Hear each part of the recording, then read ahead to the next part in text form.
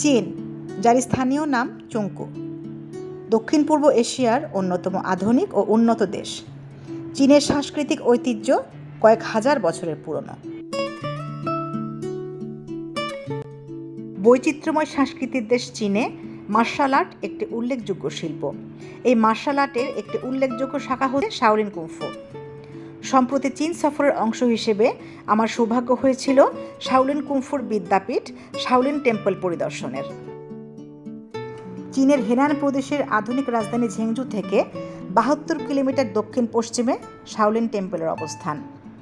ছায়া সুনিবিড় অপূর্ব প্রাকৃতিক সৌন্দর্যে পরিবেষ্টিত শাওলিন টেম্পল ভ্রমণ সত্যিই স্মরণীয় হয়ে থাকবে। জানুয়ারির এক রৌদ্র করজ্জ্বল সকালে সপরিবারে শাওলিন টেম্পলের উদ্দেশ্যে রওনা দিই। ঝেংজুর যে হোটেলে আমরা ছিলাম সেখান থেকে সকাল ৯টায় শাওলিন টেম্পলের উদ্দেশ্যে রওনা দিই এবং বেলা ১১টার একটু পরেই সেখানে পৌঁছে যাই। অর্থাৎ ঝেংজু থেকে শাওলিন টেম্পল আসতে ২ থেকে ২.৫ ঘন্টা সময় লাগতে পারে। যদিও পথের দুপাশে নয়নাভিরাম প্রাকৃতিক সৌন্দর্য, আকাশ ছোঁয়া পাহাড় আর ঝকঝকে আকাশ দেখতে দেখতে কখন যে পৌঁছে গিয়েছি টেরই পাইনি। শাওলিন টেম্পলে পৌঁছে প্রথমে পার্কিং লটে গাড়ি পার্ক করে আমরা টিকিট করে নিলাম। প্রবেশ ফ্রি, জনপ্রতি ৮০ RMB। পার্কিং লটে অসংখ্য ট্যুরিস্ট বাস এবং ট্যুরিস্টদের ব্যক্তিগত গাড়ি পার্ক করা দেখতে পেলাম। আপনারা যারা বাংলাদেশ থেকে শাওলিন টেম্পলে আসতে চান তারা দুভাবে এখানে আসতে পারেন। চাইনিজ দুটি এয়ারলাইন্স কোম্পানি বাংলাদেশে তাদের ফ্লাইট পরিচালনা করে থাকে। একটা হচ্ছে চায়না ইস্টার্ন, যেটা ঢাকা থেকে কুনমিং হয়ে ঝেংজু যাবে। অন্যটা হচ্ছে চায়না সাউদার্ন, যেটা ঢাকা থেকে গুয়াংজু হয়ে ঝেংজু আসে।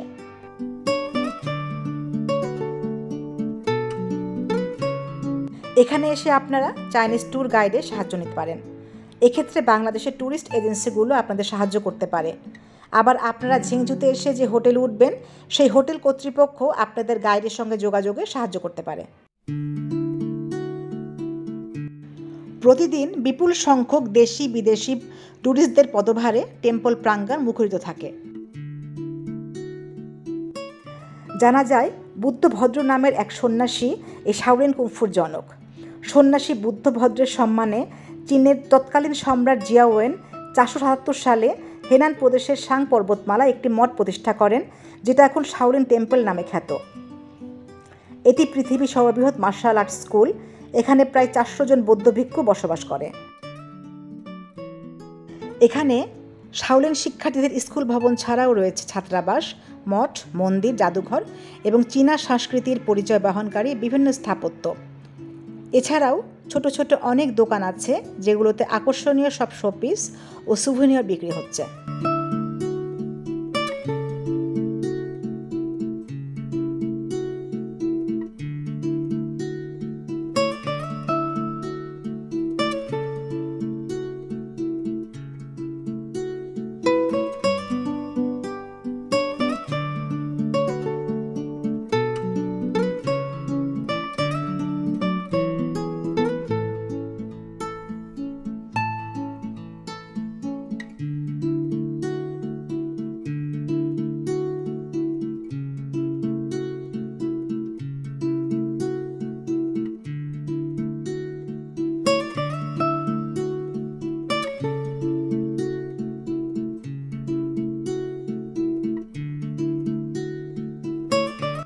২০১০ সালে শাওলিন টেম্পল ইউনেস্কোর বিশ্ব ঐতিহ্যবাহী স্থান হিসেবে স্বীকৃতি পায়।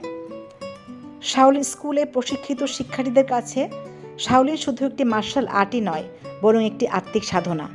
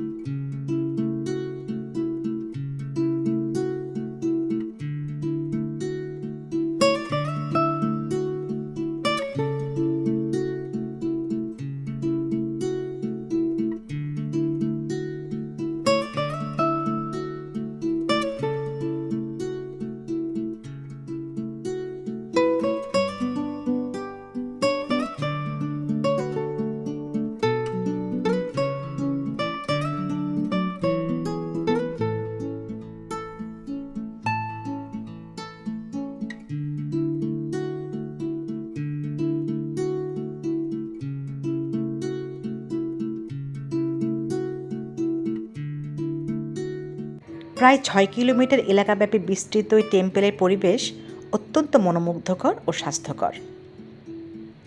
চারিদিকে পাহাড় ও গাছগাছালি দিয়ে ঘেরা এই টেম্পেলে এলে এখানেই থেকে যেতে মন চাইবে।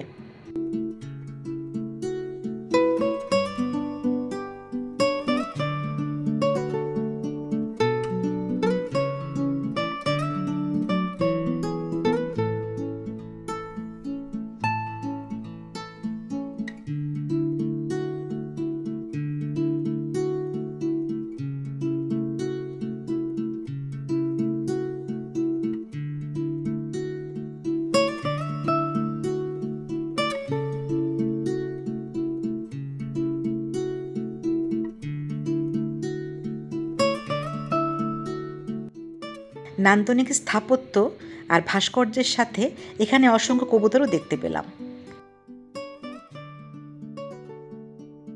এখানে একটা বিষয় আমাদের সত্যি মুগ্ধ করলো, হাজার হাজার ট্যুরিস্ট, অথচ কোথাও একটু ময়লা নেই। রাস্তার পাশে বা এখানে সেখানে নেই কোনো চিপস বা বিস্কুটের প্যাকেট অথবা পানির বোতল। নির্দিষ্ট দূরত্ব পরপরই এখানে ডাস্টবিন রাখা আছে। পর্যটকরা সবাই নিয়ম মেনে সেই নির্দিষ্ট স্থানে ময়লা ফেলছে।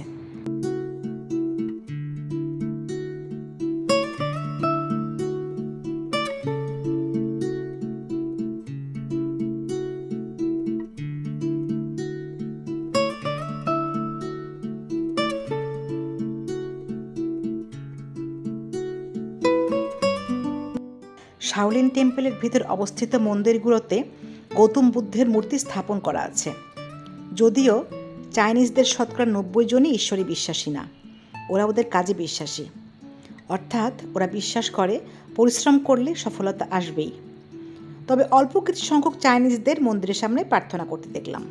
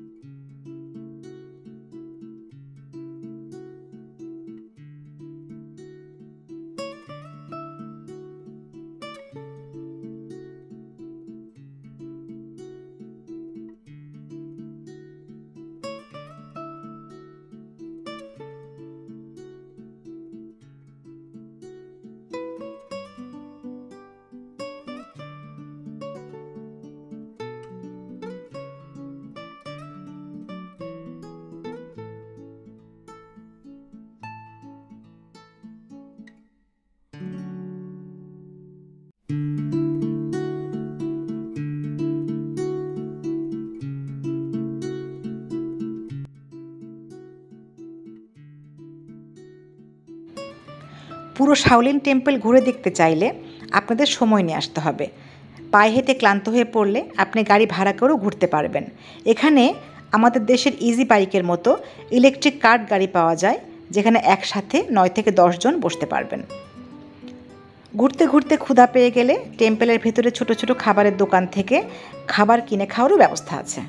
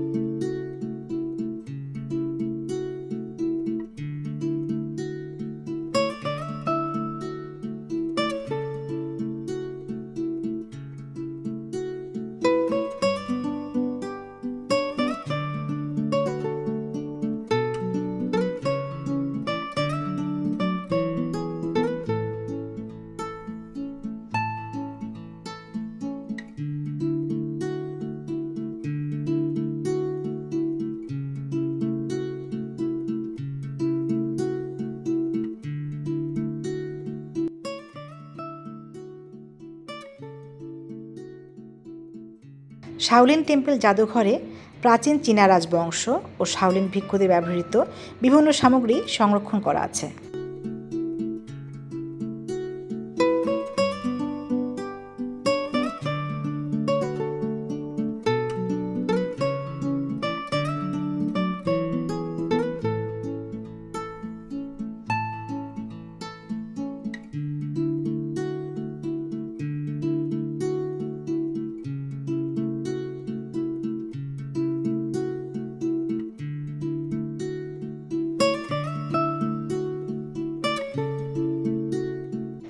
বিশাল শাওলিন টেম্পল পরিদর্শন শেষে এবার ফেরার পালা, কিন্তু ফিরতে মন চাইছিল না একেবারেই। সুযোগ পেলে আবারও আসতে চাই শান্ত, কোলাহলমুক্ত, প্রাকৃতিক নৈসর্গিক সৌন্দর্যে ভরা এই শান্তিময় স্থানে। আজ তাহলে এ পর্যন্তই। ভিডিওটি ভালো লাগলে চ্যানেলটি সাবস্ক্রাইব করবেন, লাইক ও শেয়ার দিয়ে পাশে থাকবেন।